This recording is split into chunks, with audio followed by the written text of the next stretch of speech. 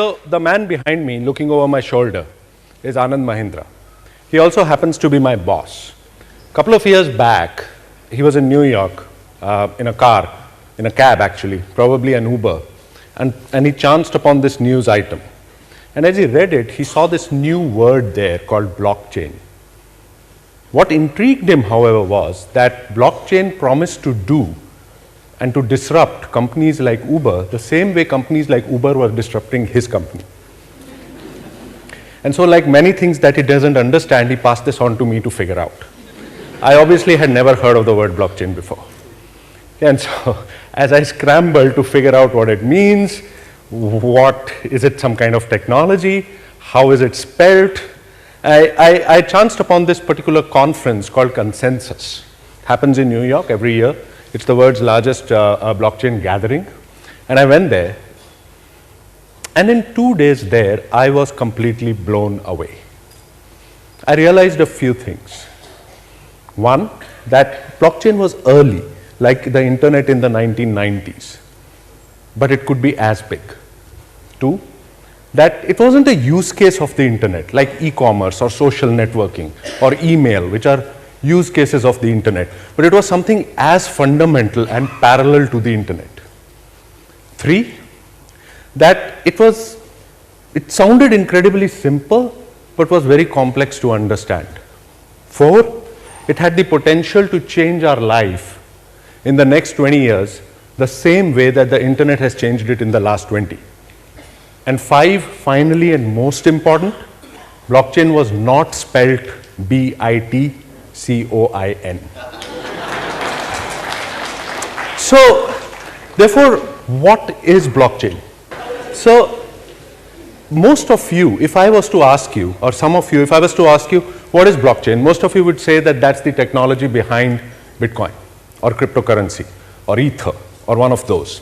It is true, but it's like defining the internet as the technology behind email, which is also true, but it doesn't really even begin to describe the internet. So there are different ways to think about blockchain, and one way is think of blockchain as this one big ledger in the cloud. Now, you know, ledgers, despite looking like this, are very important.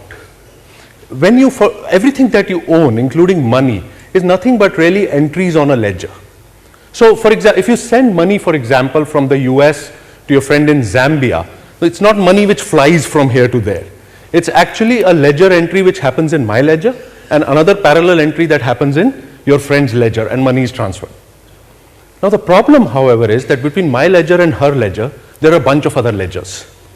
Okay, there are a bunch of ledgers owned by banks. There are bunches of ledgers owned by money transferring institutions, other financial institutions, regulators, insurance companies, and each of these ledgers have to be reconciled and changed. And because you have to change so many of them, it creates friction. And what this friction creates is a time delay and obviously cost. And so the $100 sent by me to my friend in Zambia reaches her maybe 5 days, 6 days later, and only maybe $94 or $95 reach her. Now imagine, instead of this broken system, we actually had one universal ledger. And all the participants that I talked about, me, her, the banks, the regulators, everyone else, were actually participants in that ledger. Or if I use a slightly different language, were nodes in that ledger. And every time an entry had to happen, every single one of them would have to authenticate it. This is right, this is right, this is right. And so then you only need one entry, real time. Now this concept of a single universal ledger is actually what is the heart of a blockchain. So whenever a new transaction happens, or a set of transactions, it gets added on as one more block in a chain of already existing transactions. And obviously this transaction which has been added has been authenticated by everyone, and it's kind of right. Also, this blockchain is protected by amongst the best cryptography algorithms available. So very difficult to hack. The other important thing is that every block added is immutably linked to the last block. And that block is linked to the last block. And so if you have to change one block, if a hacker comes and wants to change one transaction or a block, he or she has to change the entire chain, which is very difficult to do. And therefore, super security, driven by consensus, driven by this immutability. The other thing in a blockchain is that, again, because this is a chain, so you can actually trace back any event. You know, something happened, you can trace back because you go back by block, by block, by block, you can trace it back. Blockchains also, foster or have originated this thing called smart contracts, which is logic built in most blockchains, which is that whenever an event happens, it triggers another event automatically, and this is very useful. Finally, no one owns the chain. So who maintains it? It's not one bank, a single trusted authority. In fact, it's the entire bunch of people. But to maintain this chain, you require resources. You require computing power, you require electricity, you require time, you require money. And so when Satoshi Nakamoto in 2008 invented this concept, he did a very brilliant thing. He created a currency along with it. And that currency was the incentive for all those people maintaining this chain. And that currency, because it was the Bitcoin blockchain, was called Bitcoin. And the guys who managed it, mined it. They became miners. That's the words that we use today. So that's at a very high level what blockchain is. But there's another way to think about a blockchain, probably a more friendlier way. So a blockchain is actually like a kitty party. You've heard of a kitty party. It's a bunch of women, usually, getting together, having a good time, eating food, playing cards, and exchanging some money. And it is this money bit which is important. So in a kitty party, everyone said there are 12 women, they all put 1,000 rupees each, and then there's a lucky draw, and the lucky winner gets 12,000 rupees. They put in 1,000 rupees again, next time a draw will happen again, someone else will get 12,000 rupees. Now, as these women are putting in this money, and this lucky draw is happening, if I am one of the women, who am I trusting? There's not one superwoman there. There's no bank. I'm trusting all of them. I'm also trusting the fact that if they want to defraud me, most, or if not all of these women will have to be influenced. And therefore, I'm changing the concept of trust from centralized trust to distributed trust. It's this distributed trust which is actually the heart and soul of a blockchain. Think of all these women as nodes. Think of that money as cryptocurrency. And obviously then there's distributed trust around it. And so the blockchain really is useful when you have these four things. You know, when there's consensus, so distributed trust, there's security because of the non-hacking possibilities, there's provenance, as I said, you can trace an event back, and then obviously there is trust. Now, let's come back a little bit. Now that hopefully we've all understood and are masters in blockchain, let's now come to, therefore, what do we do with it? That's where Mr. Jaitley comes in. So, blockchains and cryptocurrencies are actually, they feed off each other. You cannot have a cryptocurrency unless there's a blockchain behind it. But on the other hand, unless there's a cryptocurrency built incentive system, there's going to be no blockchain. But then our leaders and politicians and policymakers sometimes think a little differently. And our Honorable Finance Minister, for example, thinks that one is good and the other is evil. Cryptocurrencies are evil while blockchains are good. He's not the only guy. It seems to be the prevailing notion across the world today. And multiple countries, Japan, Canada, Dubai, Estonia, Mauritius. In fact, Mauritius is calling itself Ethereum Island. They all want to become blockchain nations. They want to use blockchain to transform their own countries, to transform their own economies and more things beyond that. So how can you use blockchain to transform a country, and a country like India? Let me start with agriculture. Look, agriculture, for us to do anything in transforming India, we first have to look at agriculture. Agriculture is 16% of our GDP. 120 million farmers, that's 12 crore farmers, are directly engaged in agriculture. In fact, India has the second highest amount of land under agriculture in the world. But in all these numbers, there's this other number, which is the number that leapt out to me. And this number is 23. 23 is the number of farmers who kill themselves every single day in this country. Every single day. Now, why do they do so? They don't have farm equipment to make yields happen. Even if they own land, the land is very small. You can't do scientific agriculture. You can't get output based on the input that you put in. Even if you own that land, most of the times it's not recorded as theirs. And so you can't get financing for all the inputs that they want. And they go take loans from other people and they end up killing themselves. Now, how can blockchain help here? Actually, funnily, in multiple ways. For example, as Mr. Mahindra realized a couple years back, the blockchain is ideally suited to create a new Uber. To create a new Uber for tractors without actually an Uber being there. And in fact, we are creating that. And where the costs become much lesser and smart contracts, provenance, lack of hackability, etc. makes it much easier. In fact, you can go a step further, and blockchain is the ideal technology to create fractional ownership.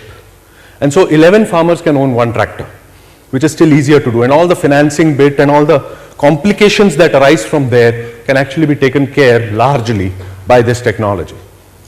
Land. The governments all over the country are actually digitizing land or trying to digitize land, as you know.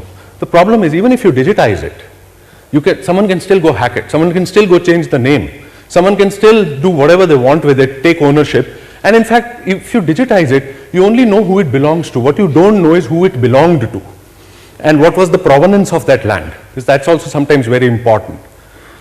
Again, blockchain can come in and solve these problems. In fact, Andhra Pradesh has already started doing so in India. They've started moving their agricultural land records to blockchains. And finally, what excites me the most, frankly, is the fact that you can actually use blockchain better than any other technology to do consolidation of these small plots into one larger plot, larger acreage.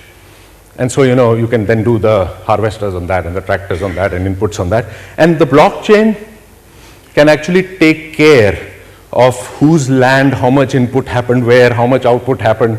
Smart contracts can actually, move monies, move inputs, outputs. And so there's a massive agricultural transformation which can happen through this technology. Take energy, for example. Energy in a rural context. Now, today, power or electricity for us is a centralized concept. One power plant, power distributed from that power plant. Works in cities very well, doesn't work in villages. It doesn't make economic sense. You have to produce power where you need power. Possible to do. You can use solar, you can use wind, you can use other things. But then the problem is, how do you make it economically viable? There will be certain houses which will be producing more power, they don't need it. There will be certain places which will not be producing power. And so if you again use blockchain and a little bit of IoT and link all of these houses with solar panels on them, automatically excess power can be transferred to deficit power. Money from the deficit power guy can be transferred to the excess power guy. Actually, you can use cryptocurrency here. It's an interesting way to think about it. Produce currency, and that currency can actually be used to buy, sell power, can actually be used by people like us in cities to donate power. So, creating these micro small grids, which has been a problem so far. Producing power is not a problem. How you make it economically viable is something that the blockchain can potentially do. It can do many things, but it's, at the top of its hype cycle. It can't do everything. Okay, I talked about agriculture, I talked about electricity, in fact, healthcare, managing subsidies, education, NPAs and loans, because usually there's a lot of fraud in education. Voting, you can actually prevent voter fraud. The new Aadhaar going forward can actually be on blockchain. It's the right way to do it. All these issues, all these problems that you're kind of talking about today can go away. But my favorite use case is actually going back to that kitty party. So think of that kitty party I told you about and expand that 1,000,000 times. And what do you get? What you get is a chit fund. Chit funds operate on the same principle as kitty parties. Distributed trust.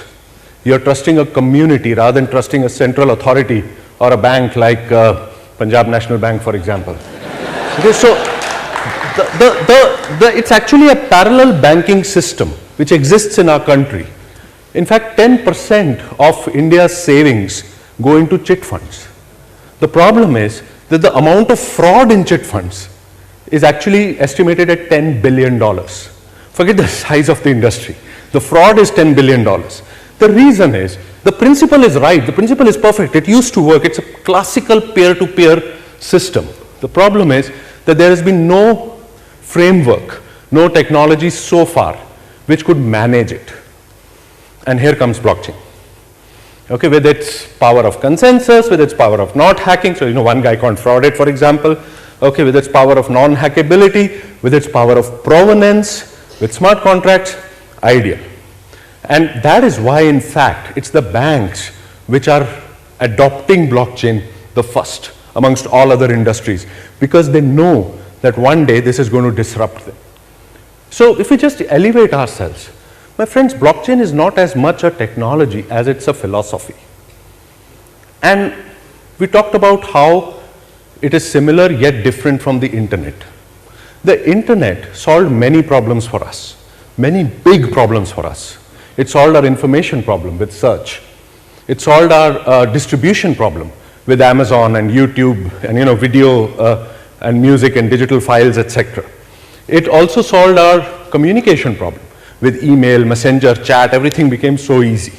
But there were two problems that the internet was supposed to solve, which it did not. One was the trust problem. How many of you trust stuff on the internet? Fake news, money, fake profiles. And the second problem, which it was supposed to solve, in fact people were very excited about it, was this problem called the intermediation problem. That the big intermediaries will go away, that the small man will come up, that there will be a level playing field. And guess what the internet did? It actually created far more powerful intermediaries than even existed before the internet. Amazon, Google, Facebook, to an extent Uber, Microsoft. I worked in a couple of them. But these companies have become super powerful intermediaries. And all of these companies were supposed to be true peer-to-peer companies. Taxi ride sharing was supposed to be peer-to-peer, rider to driver. But now it's actually not peer-to-peer, it's peer-to-Uber-to-peer. And you can take this anywhere. Why people are so excited, including me and Anand, about blockchain is the fact that it promises to solve the two problems that the internet could not. The trust problem and the intermediation problem, and bring back actually a true, honest to goodness, peer-to-peer economy. Thank you very much.